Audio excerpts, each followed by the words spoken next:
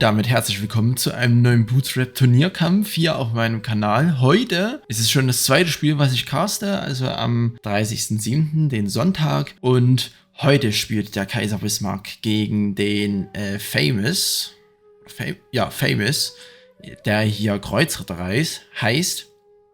Und dann starten wir hier auf jeden Fall schon, das zählt jetzt gleich noch runter, auf der 9. Map. Ich glaube, das ist die Home-Map vom Famous, denke ich jetzt mal. Aber sicher bin ich mir da nicht. Ich schreibe es euch jedenfalls, wenn ich es weiß, nochmal hier unten einfach rein, damit ihr es dann eingeblendet seht, wer hier welche Karte gepickt hat. Ja, rot auf jeden Fall hier Famous und gelb hier Kaiser Bismarck. Also einmal ganz gut zu unterscheiden. Das Overlay passt hier auch an sich. Und ja, dann geht es ja auch schon los mit der ganzen Lubberei.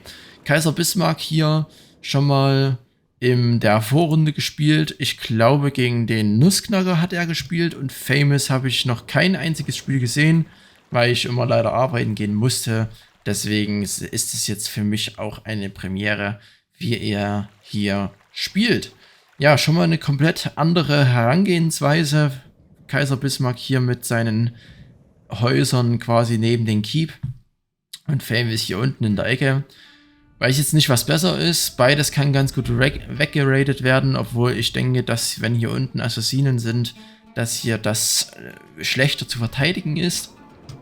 Ansonsten ist die Map relativ gut prädestiniert dafür, dass man hier eine ganz gute Weizen- oder Brot-Eco, Weizen-Eco, Mensch, eine Brot-Eco halt aufbaut, so wie es ja keiner von den Spielern macht, alles klar. Der Kaiser Bismarck ist hier auch der einzige, beziehungsweise weiß ich jetzt noch nicht ganz, ob Famous hier sein Vorratslager nochmal umplatziert. Aber Kaiser Bismarck hat es hier schon gemacht, zumindest ein wenig weiter nach außen. Und ja, geht hier auf jeden Fall auf die Early Apfelproduktion. Hier ein Horse Archer schon am Rumreiten. Und Famous hier mit der Hopfenproduktion. Will ja wahrscheinlich sehr schnell auf Bier gehen. Hat hier nur die Jäger am Start, ansonsten keinerlei andere Nahrungsproduktion hier. Und ja, hoffe einfach mal, dass er sich jetzt hier nicht komplett verkalkuliert. Ich habe ja gerade eben gesagt, dass ich hier schon mal ein Spiel aufgenommen habe. Deswegen habe ich hier leichtes Halskratzen. Ich gönne mir jetzt mal einen Schluck Volvic-Tee. Macht das alles live. Ist mir egal. Fahrt ihr alles live mit am Stück. Und ja, der Horse Archer hier trifft gefühlt nichts. Alles klar. Auch cool. Jetzt habe ich hier aus Versehen die Karte gedreht. Das wollte ich natürlich überhaupt nicht. Und ja, ist auf jeden Fall ein etwas entschleunigteres Spiel als das vorhergehende Spiel. Das vorhergehende Spiel, was ich aufgenommen habe und gecastet habe, war das Spiel vom Tobi gegen CIO. Und das war schon sehr hitzig. Vor allem, weil CIO hier einfach der Favorit ist in dem Turnier. Ist ja quasi mit Alterus, der dann wahrscheinlich auch bald spielen wird. Gegen den guten Zigeuner. Dann das sind jetzt die beiden Favoriten. Hier kommt auf jeden Fall der erste Steinbruch. Kaiser Bismarck hat auf jeden Fall den Steinbruch schon platziert gehabt. Hat auch schon das erste das erste Stein bekommen. Jetzt auch das erste Eisen. Die erste Waffenproduktion, hier ein Bogner. Und die dazugehörige Waffenkammer ist klar, ist auch schon am Start. Ansonsten, ja, noch nicht sehr viel weitere Dinge. Nahrungsproduktion, Holzproduktion hier, beides geht's normal. Ja, und man sieht jetzt hier, was jetzt hier passiert ist, nämlich der Famous hat hier, da geht gleich der Kornspeicher flöten. Oh ja. Ja, das ist, glaube ich, zu spät, dass er hier den Lord bewegt. Ja, das war zu spät. Das ist natürlich ärgerlich, wenn dann der Kornspeicher vor allem mit dem Fleisch einmal komplett gefüllt ist und dann flöten geht. Da hat man dann schon mal ein ganz gutes Problem. mit seiner Beliebtheit geht er dann relativ schnell runter. Ist ja auch die Hopfenfarm weggegangen. Hier ist noch eine Weizenfarm, da oben ist noch eine Hopfenfarm. Ja. Und hier ist ein Sklave unterwegs gewesen. Ich weiß gar nicht, hat hier Famous, ja, er hat 2 Truppen. Hier sind die Meuchelmörder vom... Ne, das sind Meuchelmörder vom Famous hier, ne, oder? Ja.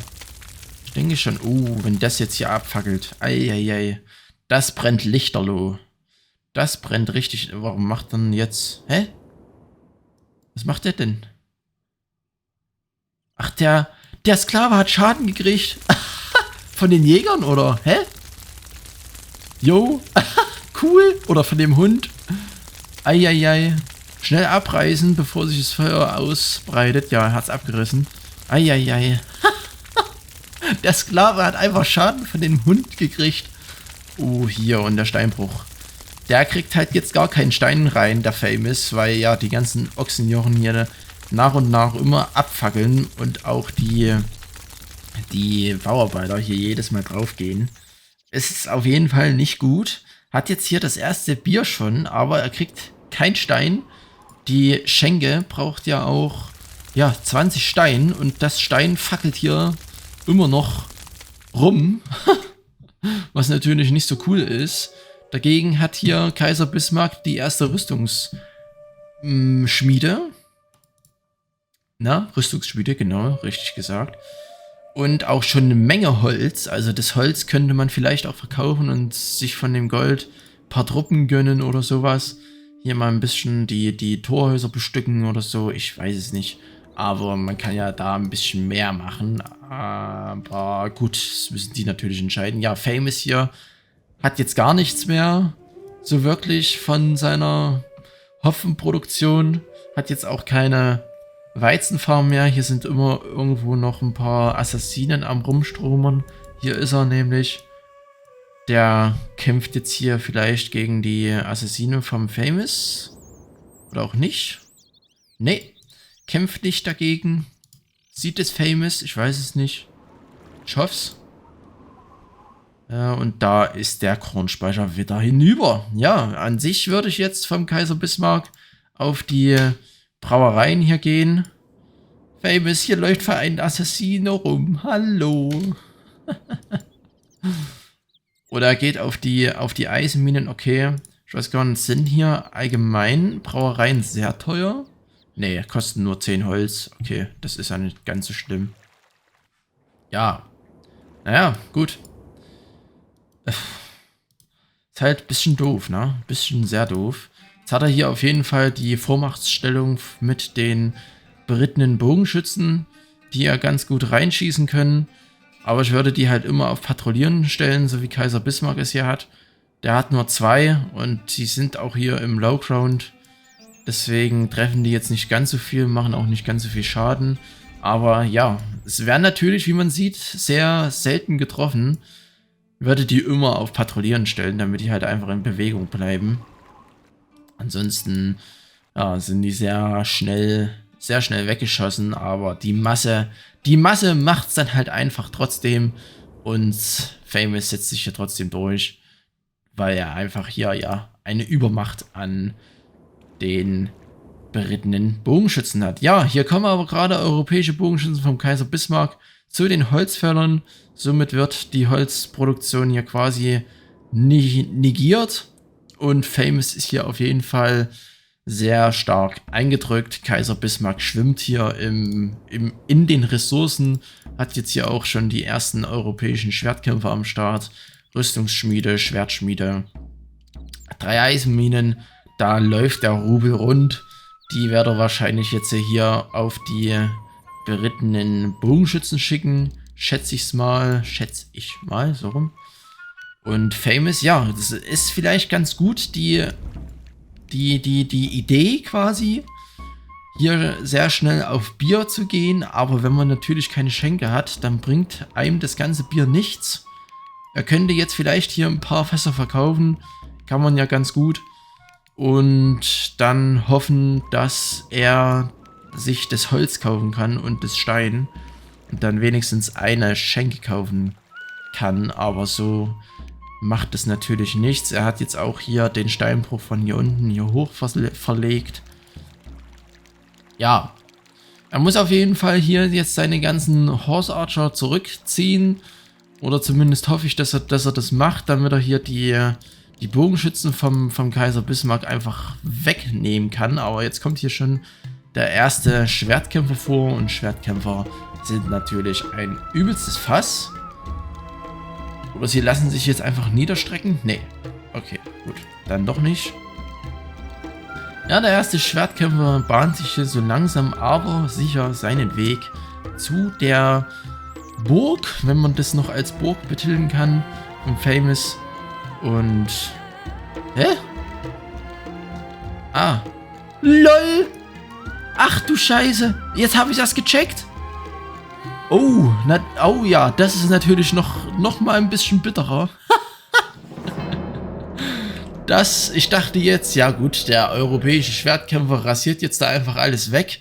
Aber der Kaiser Bismarck hat einfach an erster Stelle seinen Lord geschickt und dadurch konnte hier der Famous mit seinen Assassinen den einfach stacken und wegklatschen oder wegschlitzen.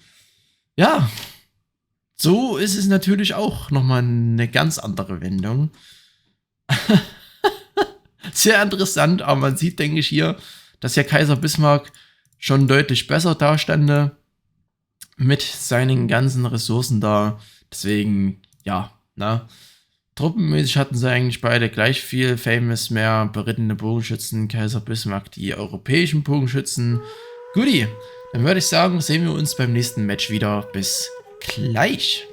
So, und da wären wir auch bei dem zweiten Match mal wieder die T8 vom Famous. Die erste Map wurde vom Kaiser Bismarck gewählt, die jetzt vom Famous. Wir starten rein und schauen mal, ob der Famous den Kaiser Bismarck wieder so easy wegmachen kann, weil Kaiser Bismarck einfach seinen Lord irgendwo hinschickt. Aber das werden wir ja sehen, wenn es soweit ist. So, und da geht das Spiel auch los. Wir aktivieren das wunderschöne Overlay. Also das Overlay finde ich ja wirklich sehr schön, außer dass es für mich halt einfach viel zu klein ist und ich es nicht sehen kann. Drehen hier die Map. Rot ist wieder Famous.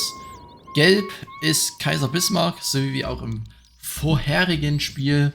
Und ja, wenn jetzt Famous hier nochmal den Lord killen kann vom Kaiser Bismarck, dann hat er hier gewonnen und zieht in die nächste Runde ein. Somit muss halt Kaiser Bismarck sich einfach ein wenig, ja, konzentrieren und sein Lord nicht komplett in den Tod schicken.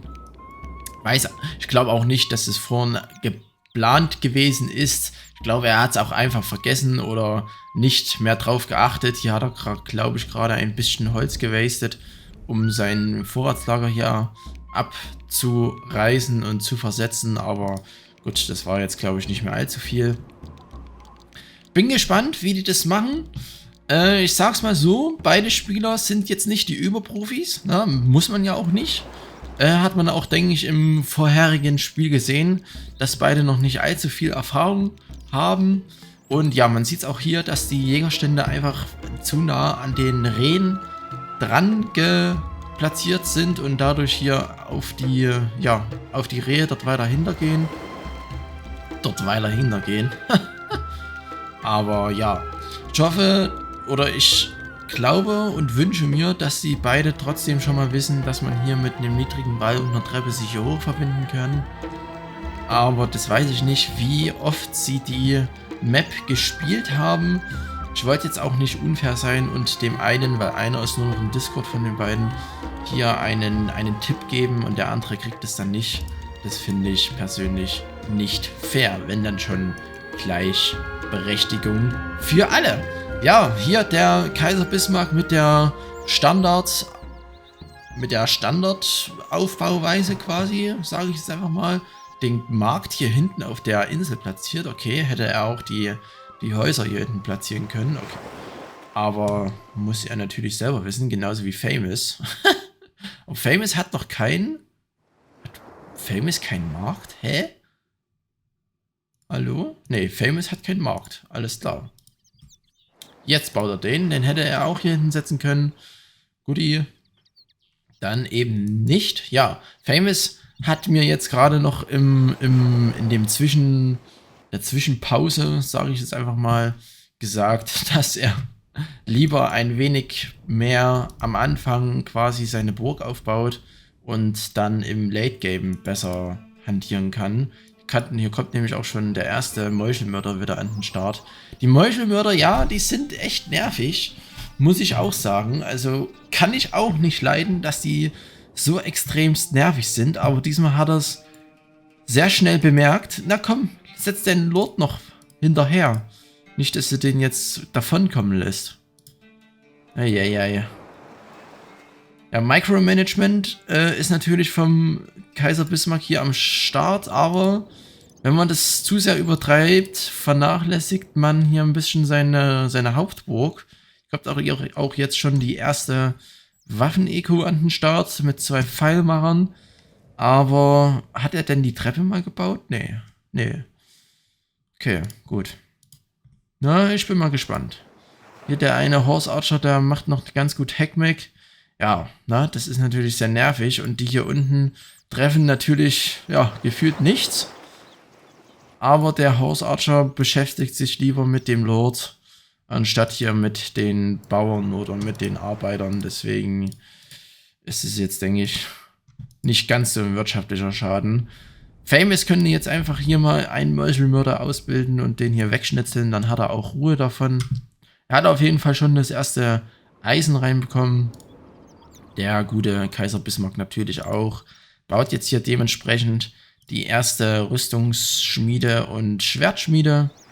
Und kann dann, denke ich, schnell wieder die gepanzerten Truppen ausbilden. Ja, ich bin gespannt. Ja. Und wie man es, glaube ich, sieht, ist hier die Erfahrung auf der Map noch nicht ganz so da. Denn beide gehen hier nicht auf die Treppe oder auf diese Verbindung für hier oben. Einfach sich den Weg hier außen rum zu sparen, vor allem für die Jäger, die natürlich arschweit laufen müssen, um mal die Rehe hier abzuholen. Aber ja, ich hoffe einfach, dass hier der Famous ein wenig anders jetzt herangeht. Er hat ja auf jeden Fall schon mal wieder die Hopfenfarmen am Start. Hat auch das erste Hopfen schon drinne. Hier ist der Marktplatz abgerissen worden. Ja, das war ein Marktplatz. Der kostet natürlich nichts und hat nur einen Hitpoint quasi. Aber, ja, guckt an. Der Kaiser Bismarck weiß auf jeden Fall, dass man da einen niedrigen Wall platzieren kann und dann eine Treppe dran. Der Famous, da kommen gerade extrem viele berittene Bogenschützen. Extremst viele. Da hat er jetzt, ja, mehr Truppen, doppelt so viele Truppen als Kaiser Bismarck. Die könnte er jetzt zum Beispiel hier drauf schicken auf die Horse Archer, um die wegzumachen. Oder er schickt sie natürlich hier auf die Wirtschaft. Ne? Das tut natürlich auch weh, wenn da einmal so eine Masse an Berittenen vorbrecht und alles wegschießt. Da wird natürlich auch sehr stark die Wirtschaft lahmgelegt. Mit so vielen berittenen Bogenschützen kann man dann auch sehr viel Schaden anrichten. Gut, gegen die europäischen Schwertkämpfer jetzt eher weniger, aber an solchen leichten Truppen wie Slingern oder Speerkämpfern oder so, da hat man schon deutlich bessere Karten. Ja, Famous hoffe ich einfach mal, dass er sich vielleicht hier nochmal hier oben hinbaut. Zurzeit ist bis jetzt noch nichts davon zu sehen. Ansonsten, ja, braucht er einfach die Brauereien und dann die Schenken. Weil sonst bringt es ihm einfach nichts, dieses Hopfen. Und die Jäger, ja, die machen natürlich jetzt noch immer Arbeit, oder jetzt noch Nahrung. Aber wenn dann einmal das ganze Wild von der kompletten Karte weggemacht wurde, dann ist auch Ende Gelände mit den Jägern, weil dann kann man die eigentlich nur noch einsetzen, um die Leute ein wenig aufzuhalten, beziehungsweise, guckt an. Hier wieder die Meuchelmörder am Start, haben einen europäischen Schwertkämpfer weggeschlitzt. Naja, ich bin gespannt. Aber hier wird er versucht, den den Push hier auf den Lord. Oder, ja, es sind nur noch 3 Assassinen. Die werden natürlich nicht ausreichend sein. Hier kommt noch, ah ne, es sind mehrere. Okay, es sind mehrere am Start. Ne? Kaiser Bismarck. Okay, er schickt die anderen Schwertkämpfer mit runter. Ja, die Assassinen machen natürlich hier in dem Modus viel, viel weniger Schaden gegen die Gepanzerten als im Vanilla-Game. Wie man es zum Beispiel auch bei meinen KIs immer sieht, dass da die Assassinen so eine ganze gepanzerte Armee aufrauchen können. Weil ja, die natürlich auch einfach den panzerbrechenden Schaden haben. Aber ja, jetzt kommen hier die Speerkämpfer auf jeden Fall vor. Famous hat hier immer noch keine Waffen-Eco. Er hat massenhaft Hopfen. Also, er hat immer noch keine Brauerei, keine Schenke. Das Hopfen nützt ihm quasi nur was, wenn er es verkauft. Aber das macht er ja nicht mal. Das ist schon sehr doof, muss ich sagen. Sehr, sehr doof, dass er das nicht macht. Also nicht, ne? Es soll jetzt keine Beleidigung sein, aber trotzdem hätte man, ja, ne? Ich lasse es jetzt mal so dahingestellt. Jetzt kommen hier die ganzen Speerkämpfer vor. Die machen jetzt natürlich ein bisschen Hackmack, können Hackmack machen. Müssen sie aber nicht. Ich weiß nicht, ob er es weiß, dass hier die Assassinen weniger Schaden machen als im Vanilla-Game. Weil, ja, na, gegen die Gepanzerten hat er natürlich jetzt nicht so die Gegenmaßnahme. Und hier kommen 3, 4 Stück vorgewackelt. Der eine hat rotes Leben. Aber, ja, na, schade. Dass er hier, jetzt hat er mal die ersten Brauereien gebaut. Ein bisschen spät, meiner Meinung nach. Aber gut. Er kann halt das Hopfen einfach so gut verkaufen. Ich weiß nicht, wie viel das dann bringt, aber ja, es ist dann halt, denke ich, einfach besser investiert. Oh, das sind aber schon viele Assassinen. Also ich denke, er spart hier wieder auf den Rush, um den Lord vom Bismarck hier einfach wegzuraiden. Obwohl der Lord vom Bismarck jetzt ein bisschen Schutz hat mit den europäischen Schwertkämpfern. Aber er muss halt eigentlich nur ein paar arabische Schwertkämpfer ausbilden. Dann kann er seine Assassinen nehmen und die da vorschicken und den Raid halt versuchen. Oder den Push, je nachdem, wie man es halt nennen möchte. Und dann wäre es halt GG, meiner Meinung nach. Ja, aber ja. Braucht halt irgendwie mal ein paar Gepanzerte gegen die Gepanzerten. Klar, wenn es natürlich so eine Übermasse wird, wie es gerade ist. Oh, jetzt kommen wir nach Kolvis. Eieiei. Man muss dann natürlich auch aufpassen, dass man selber nicht geradet wird und gepusht wird. Wenn jetzt die Assassinen hier losrennen und hier auf den Lord gehen und dann im Gegensatz zum dann die Kolbis hier vorrennen und auf den anderen Lord gehen, also auf seinen Lord vom Famous quasi, dann ist es natürlich nochmal, ja, eine andere Sache, weil dann hat man keinen Schutz mehr für seinen eigenen Lord. Aber da guckt euch an, wie viele Jäger das hier einfach sind. Hey, jetzt gehen die Jäger auch hier drauf, weil so viel Wild ist, glaube ich, gar nicht mehr. Hier oben sind noch 4, hier ist nochmal ein Spot. Okay, ich nehme es zurück, es sind noch relativ viele Spots, aber ja, hier werden die nie hinkommen. Und deswegen weiß ich jetzt nicht, ob das so notwendig ist, dass man hier so viele Jäger baut. Man ist in irgendeinem Spiel, in irgendeinem Stronghold-Teil, ich weiß jetzt nicht, ob es in Crusader war oder im zweiten Teil oder so, da sind die Jäger mit auf die feindlichen Truppen draufgegangen, also haben mit drauf geschossen. Klar, mit weniger Schaden und so weiter, ne? Es ist, denke ich, einleuchtend, aber ich glaube, das war in Stronghold 2. Hä? Hier rennen einfach, ach naja, ich halte mich hier wieder mit nebensächlichen Dingen auf. Naja gut, ja, es passiert jetzt aber auch allgemein nicht mehr so viel, oder gerade so viel. Jetzt baut er gerade mal die ersten Waffenproduktionen hier, Famous. Er ist ein wenig langsamer und ein wenig defensiver, hat er mir auch gesagt. Aber die Jäger, wie die hier langschleichen, das sieht so geil aus. Nein, tötet dich Rudolf. Hallo. Oh, jetzt kommen die ersten Ritter. Und das wird schmerzhaft.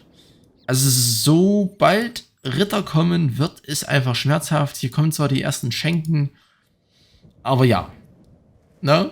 Ja, gut. Die Ritter, die werden jetzt hier ordentlich reinböllern und reinschlitzen, bis es hier keinen Morgen mehr gibt. Deswegen, ja. Ja, Horse Archer ging jetzt drauf. Oh, es steht denn sein Lord? Oh, sein Lord steht unten. Ja, ich weiß nicht. Also ich bin mir da sehr so unsicher, was die Taktik vom Famous hier genau ist.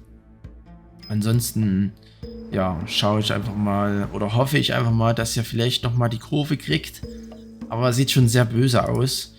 Weil hier, obwohl er eigentlich mehr Truppen hat, wahrscheinlich wegen den Haufen Assassinen, die er hier einfach hat. Schade, dass ich die nicht sehen kann. Ich würde sehr gerne wissen, wo die ganzen Assassinen rumlungern. Aber die Ritter machen jetzt natürlich hier kurzen Prozess. Kaiser Bismarck hier deutlich wirtschaftlich stärker am Start. Man sieht es auch an dem Overlay.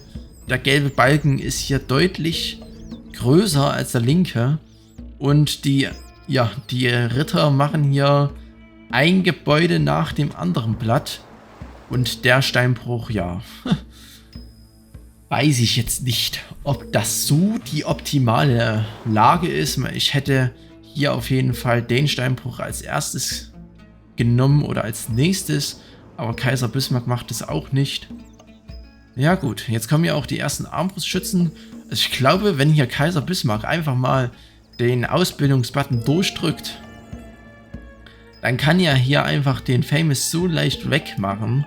Er hat nur Assassinen und ein paar berittene Bogenschützen. Ich sehe jetzt noch keine europäischen Truppen. Er hat jetzt hier 2 Rüstungsschmieden, die natürlich jetzt auch nicht so viel machen. Vielleicht, um die zu verkaufen, Gold zu machen? Ich weiß es nicht. Na, aber so viel, ja, ist es jetzt auch nicht. Hier sind ordentlich Assassinen am Start, die jetzt auch die Ritter wegmachen können, ist klar. Qualität oder Quantität ist dann auch besser als Qualität, wenn man es so machen möchte, aber weiß ich nicht.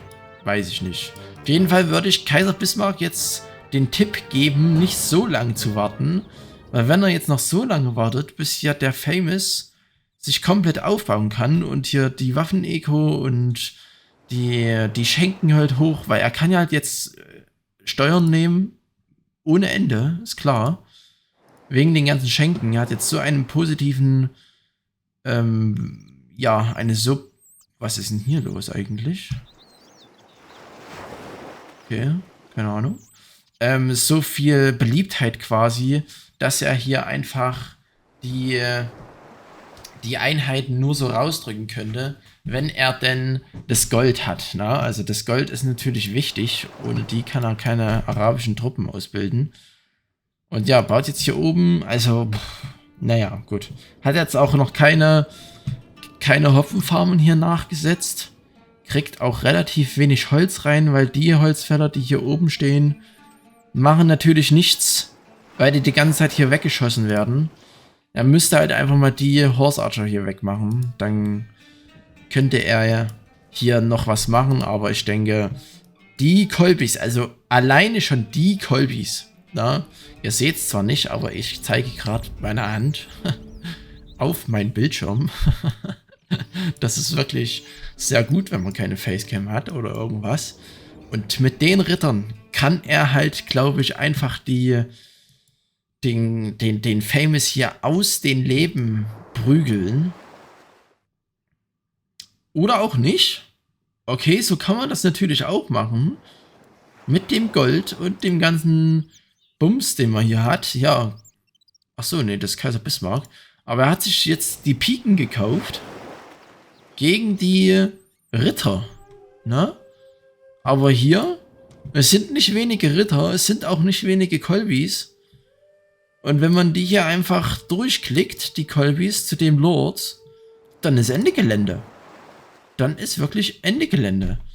Ja, und die Pikeniere machen jetzt, denke ich, nicht so viel Schaden gegen die Kolbis, mehr gegen die Ritter.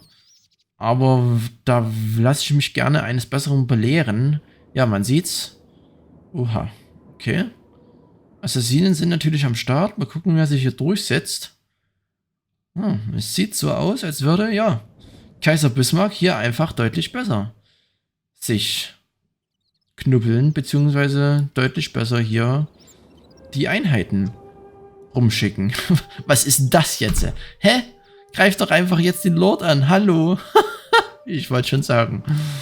Ja, GG trotzdem. Obwohl hier Famous, ja. Famous hat hier nicht sehr viel. Ich glaube einfach, das war in dem vorherigen Spiel einfach ein bisschen Glück, dass Kaiser Bismarck seinen Lord hier komplett in den Sand gesetzt hat. Obwohl hier, ja, Famous hat hier deutlich das, oder die Beliebtheit und dann die Steuern nehmen können. So um 1008 Holz, beide. Okay. Eieiei. 253 Waffen. Goodie. Na, ja, man sieht's hier.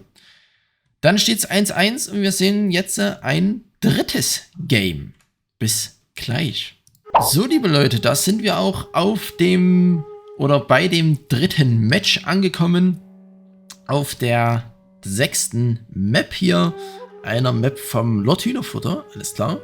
Und ja, Famous gegen Kaiser Bismarck im Entscheidungsspiel um den Einzug in die nächste Runde. Wer hier natürlich verliert, der scheidet aus. Famous zählt runter und ich aktiviere jetzt schon das schnieke Overlay, meine Freunde. Na? Ich würde eigentlich gerne mal hier versuchen, meinen Lord hier wegzubewegen von den Löwen. Vielleicht überlebe ich ja das dann. Aber ich glaube es nicht. Na. Guti. Ja, mal gucken, ob hier Kaiser Bismarck den Rush nochmal gegen den Famous quasi nochmal beanstanden kann, beziehungsweise gut spielen kann. Famous hoffe ich, dass er vielleicht ein bisschen schneller auf Truppen geht. Ich würde es mir auf jeden Fall wünschen, dass er vielleicht hier noch ein wenig mehr eine Chance hat. Ansonsten, ja, denke ich, wird hier Kaiser Bismarck schon die Krone aufhaben. Er platziert wieder sein Vorratslager um. Mal gucken, vielleicht hier so hin oder hier so hin. Da so hin. Okay. Da so hin. Famous lässt sein Vorratslager dort stehen, hat noch keinen Steinbruch. Brauchen wir natürlich auch nicht. Geht hier wieder auf den Early Bierausschank. Natürlich, wem freut das nicht, wenn er hier sehr schnell mit Bier bedient wird. Der Kaiser Bismarck hat hier noch keinen. Jetzt hat er den Söldnerposten und Famous hat den noch nicht. 2 Truppen am Start, wahrscheinlich wieder berittene Bogenschützen. Yes. Oder, nee, das eine ist wahrscheinlich wieder ein Assassine. Aber ein berittener Bogenschütze ist auf jeden Fall wieder am Start. Ja, Famous kann ja eigentlich ganz einfach Truppen rauspumpen, wenn er denn den Marktplatz mal baut, weil der kostet ja nichts.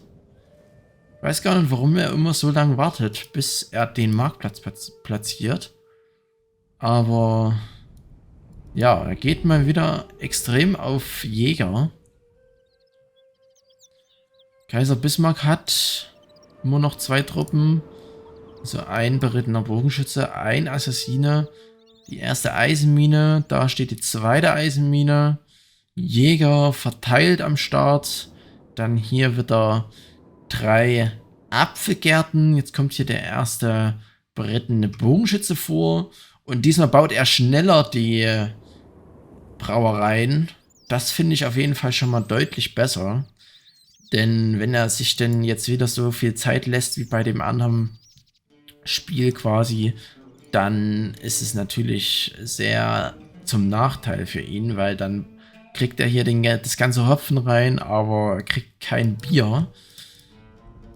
Was natürlich fehlt, ist die Schenke, ne? Und die Schenke ist in der Produktionskette dann die teuerste Sache zum Bauen. Würde gerne mal wissen, wo der eine Assassine vom Kaiser Bismarck rumrennt. Vielleicht rennt er ja wieder hier auf den Kornspeicher. Könnte es mir ganz gut vorstellen. Ja, hier die erste Waffen-Eco schon wieder am Start. Mit leichten Truppen oder für leichte Truppen auf jeden Fall. 2 Pikenmacher und ein Pfeilmacher. Ja, auf jeden Fall hier 2 Steinbrüche, eine Eisenmine. Hier oben kann er noch eine Eisenmine platzieren. Weiß nicht, ob er das weiß. Ah ja, und hier, man hat es gesehen, die Hopfenfarmen sind fort und somit sind die ist der Assassine auch auf der Seite. Kämpft er gerade gegen den Söldnerposten. Natürlich gewinnt er. Famous, siehst du die? Ich hoffe, er sieht den. Assassine quasi. Ich hoffe einfach, dass er das sieht. Ah, ja. Okay. Ich weiß auch gar nicht, was hier der Assassine macht. Auf jeden Fall gibt es keine neuen Raid-Truppen vom Kaiser Bismarck. Erste Gerbereien sind am Start. Da denke ich, kommen bald die ersten Armbrustschützen, wenn jetzt nicht noch eine Schmiede dazu kommt. Er hat nur 2 Eisenminen. Da dauert es natürlich ein wenig, bis er das Eisen reinbekommt. Ja, hier ist auf jeden Fall immer noch der Assassine unterwegs. Der Söldnerposten ist wieder weg. Und 2 Brauereien sind fort. Er kann hier so viele Ressourcen verkaufen, aber er macht's nicht. Schade. Aber naja gut, ja. Hier die berittenen Bogenschützen kämpfen immer noch gegeneinander. Wobei der eine berittene Bogenschütze vom Famous tot ist, weil er nicht auf Patrouillieren gestellt ist. Ja, das sind halt so Kniffe, die habe ich zwar auch erst im Laufe des Bootstrap-Turniers mitbekommen, aber wenn man es einmal weiß, dann weiß man es halt. Die Assassinen rennen hier einmal komplett an den Assassinen vom Kaiser Bismarck vorbei, um, glaube ich, einfach selber zu raiden. Hier sind noch mehr Assassinen. Der Assassine vom Kaiser Bismarck, der kann ja einfach komplett rumrennen und wird hier gar nicht angegangen. Ja, genauso wie beim Famous ist auch beim Kaiser Bismarck hier das Vorratslager extremst gefüllt. Er hat natürlich den Vorteil, dass er jetzt schon die ersten Truppen ausbilden kann. Ist hier noch irgendwo der schmutzige Assassine, der hier irgendwo sein Unwesen treibt? Oder? Ah ne, das sind bloß... ach so, hier kommen gerade Sperrkämpfer vom Kaiser Bismarck vor. Warum schickt dann jetzt sein Lord weg? Och nee. Okay, der Kornspeicher geht gerade so nicht flöten. Doch, hä? Weil er die Assassinen nicht draufgeschickt hat. Oh, das ist bitter. Die standen direkt daneben und... ach Mann. Ja, so ist es natürlich. Ja, so ist das. So, und Famous seine Assassinen... stromern die auch hier irgendwo rum? Ich weiß es nicht. Möglich wäre es. Steinbruch weg. Kornspeicher weg. Oh. Das sieht gar nicht gut aus, Famous. Famous, mein Junge. Hallo. Du musst einen neuen Kornspeicher platzieren. Oder hat er den schon platziert? Er hat auf jeden Fall die Schenke, seine erste Schenke. Wenn er da aber nicht aufpasst, ist die auch schneller weg, als er gucken kann. Naja, er hat keinen Kornspeicher, oder? Ich sehe... ja, 59 Beliebtheit. Famous, du hast keinen Kornspeicher. Hallo. 57 Beliebtheit droppt weiter. Und... ja, dem Kaiser Bismarck geht es ja deutlich besser. Oha, oder auch doch nicht. Weil hier einfach seine komplette Außenwirtschaft, die Steinbrüche und die Eisenminen wurden hier weggemacht. Aber hier kommen ein paar Speerkämpfer vor. Und die ersten europäischen Schwertkämpfer habe ich auch schon gesehen. Der Horse Archer macht, ja, gefühlt quasi gar nichts. Der steht so weit weg. Er müsste einfach hier ein bisschen weiter näher ran.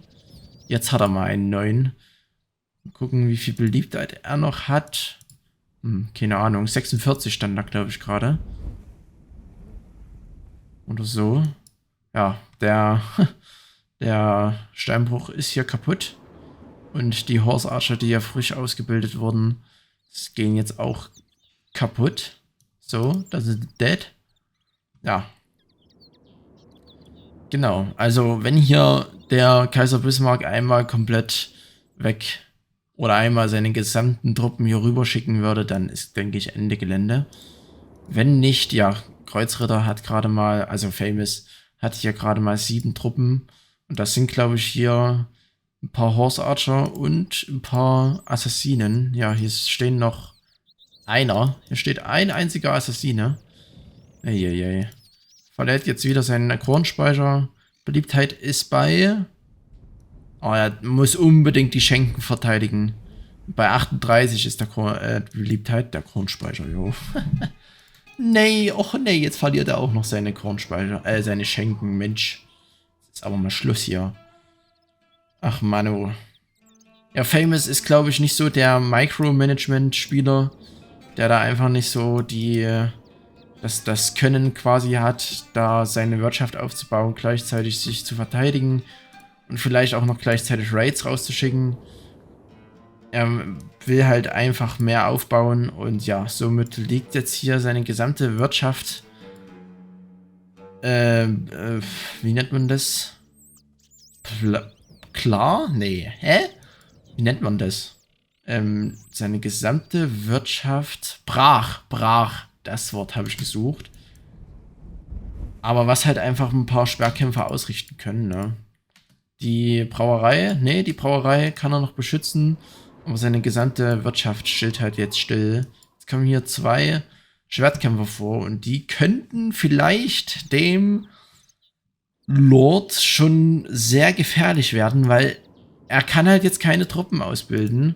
Famous hat hier 6 Truppen und davon sind 4 alleine Horse Archer. Er schreibt jetzt auch GG, gibt auf und gibt auf. Ja.